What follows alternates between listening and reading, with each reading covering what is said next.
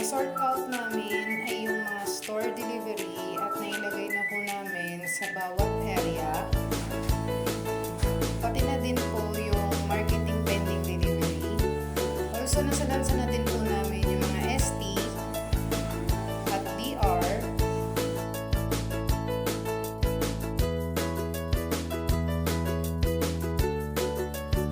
May mga pending label na report. Mga items na di namin alam ano ang gagawin. Itong nasa F4 at F3, kung yung iba is iba-bargain na lang po ba, paki-double check na lang po. And ito po yung assign cleaners.